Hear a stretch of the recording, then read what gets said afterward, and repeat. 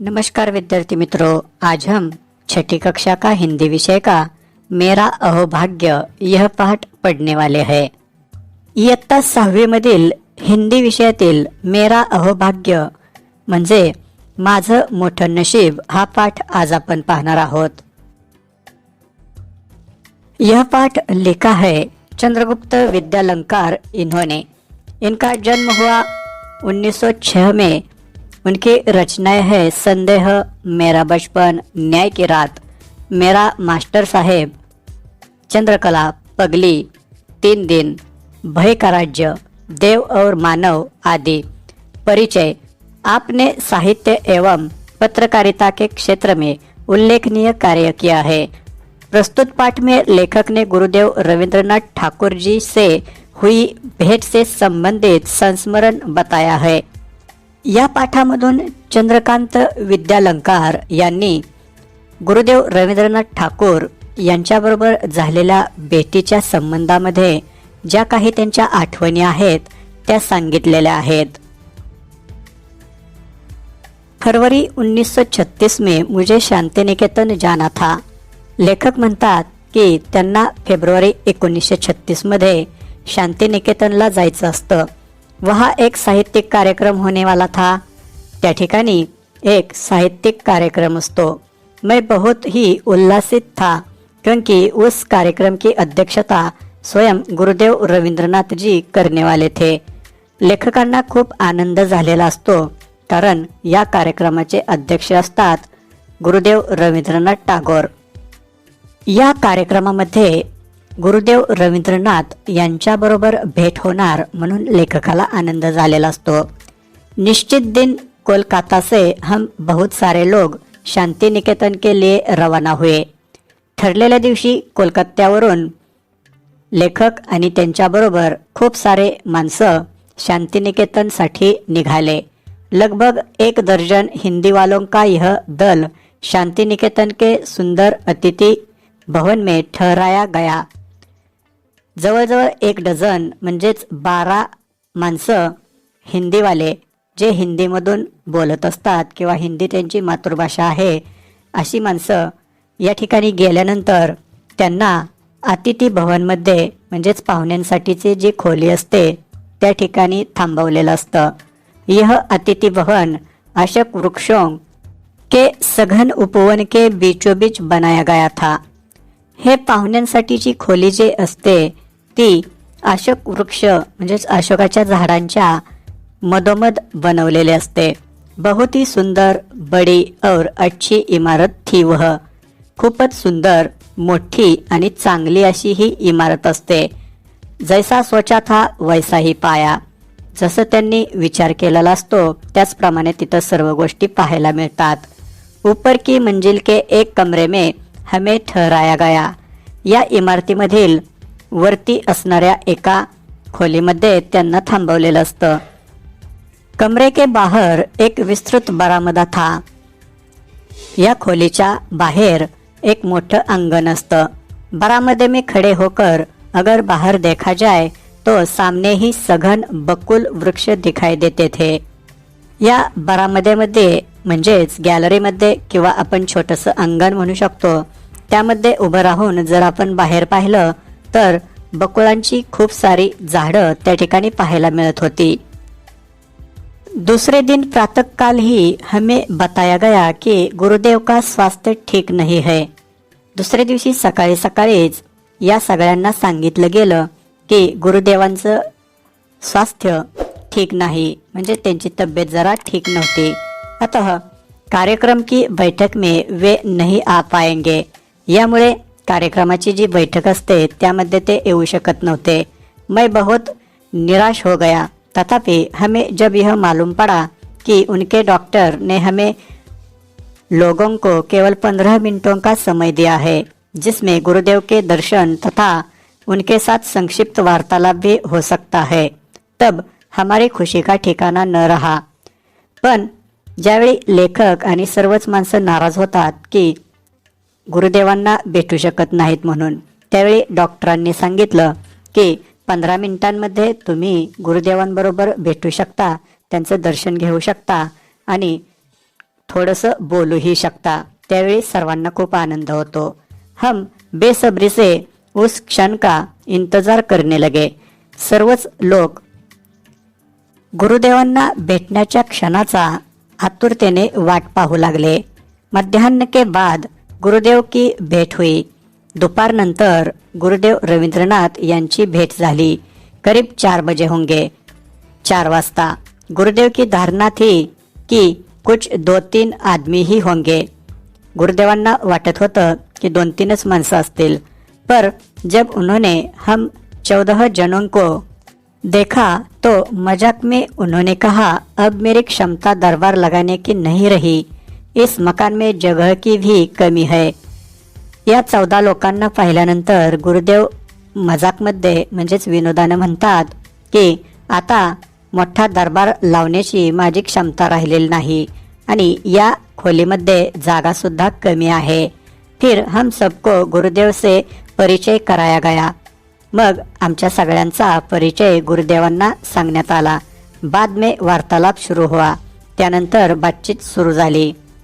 चर्चा के दौरान गुरुदेव ने कहा, अब से 50 बरस पहले जब मैंने कहानियां लिखना शुरू किया था तो इस क्षेत्र में एक आधी आदमी था।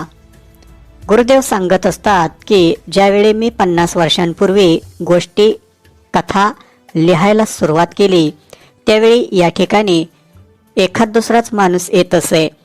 मेरी प्रारंभिक कहानियों में ग्रामीण जीवन के संसर्ग का ही वर्णन है। त्यांच्या सुरुवातीच्या कथेंमध्ये ग्रामीण जीवन म्हणजेच ग्रामीण भागातील जीवनावरती आधारितच या कथा होत्या।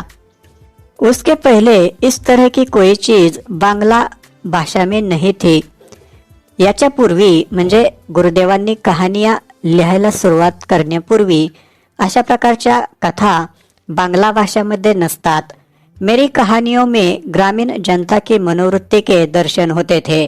त्यांच्या कथेंमध्ये ग्रामीण भागातील माणसांची जी मनोवृत्ती असते त्याचं दर्शन होत होतं। उन कहानियों में कुछ ऐसी चीज है जो संसार के किसी भी देश के आदमी को भी भा सकती है, क्योंकि मनुष्य स्वभाव तो दुनिया में हर जगह एक सा ही है।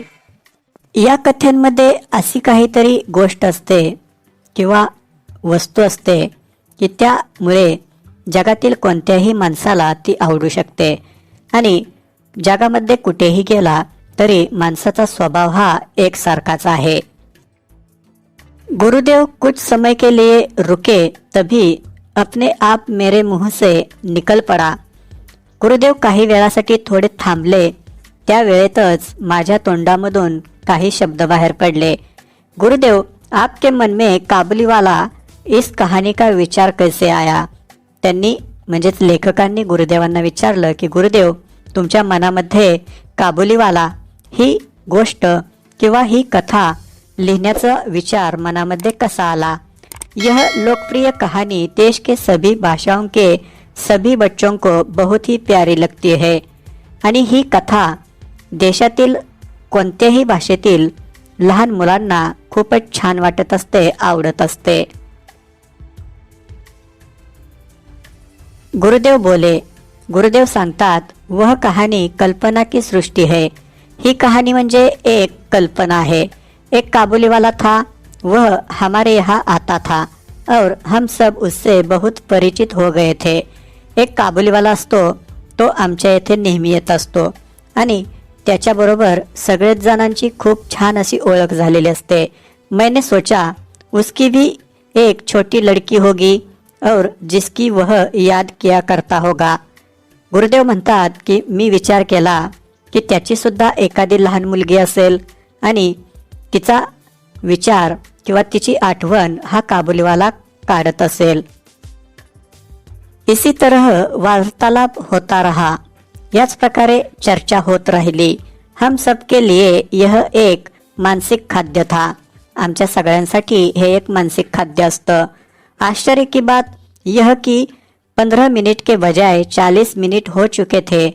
आश्चर्य असं होतं की 15 मिनिटांचा आम्हाला वेळ दिलेला असतो, परंतु 40 मिनिटे होऊन गेलेली असतात।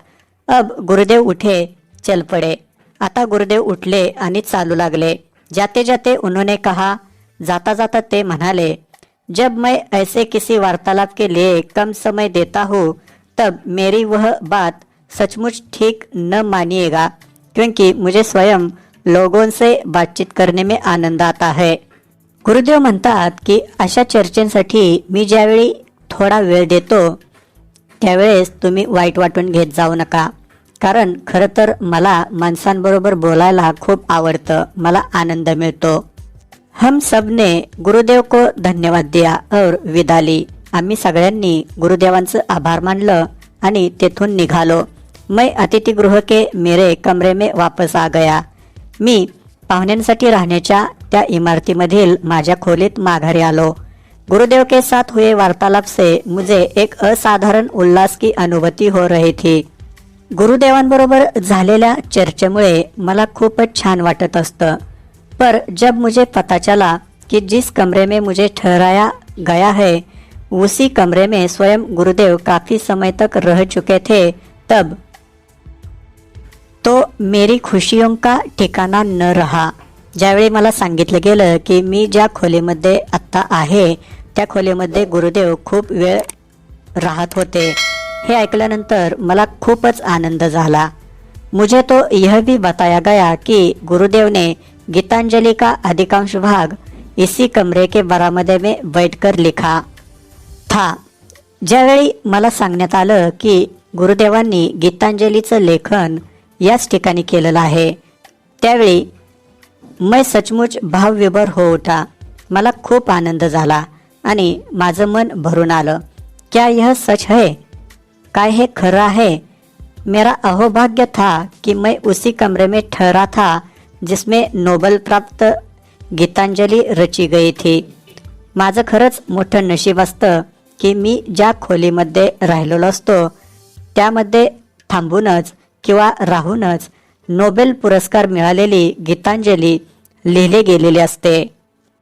गुरुदेव रवींद्रनाथ टागोरांनी लिहिलेल्या गीतांजलीला नोबेल पुरस्कार मिळालेला असतो आणि त्याचे लेखन, हा लेखक ज्या ठिकाणी थांबलेला आहे तेथेच बरेचसा भाग लिहून झालेला आहे, हे कळल्यानंतर लेखकाला ते खरंच त्याचं मोठं नशीब वाटतं की अशा ठिकाणी त्याला राहायला मिळतंय आणि गुरुदेवांचा सुद्धा त्यांचं दर्शन झालं, त्याचबरोबर त्यांच्याशी बोलण्याची संधी मिळाली, याचा खूप आनंद लेखकांना झालेला आहे। शांतिनिकेतनमध्ये अशा प्रकारे झाडांच्या खाली बसूनच अभ्यास केला जातो, शिकवलं जातं। ही एक वेगळ्या पद्धतीची शिकवण्याची पद्धत शांतिनिकेतनमध्ये सर्वात प्रथम राबवण्यात आलेली असते आणि त्यामुळे निसर्गाच्या सानिध्यात राहून अभ्यास करण्याचा मुलांना आनंद घेता येत होता। इस तरह से हमने आज छठी कक्षा का हिंदी विषय का मेरा अहोभाग्य यह पाठ पढ़ा। अशा प्रकारे आज आपण इयत्ता 6वी मधील हिंदी विषयातील मेरा अहोभाग्य हा पाठ अभ्यासला। धन्यवाद।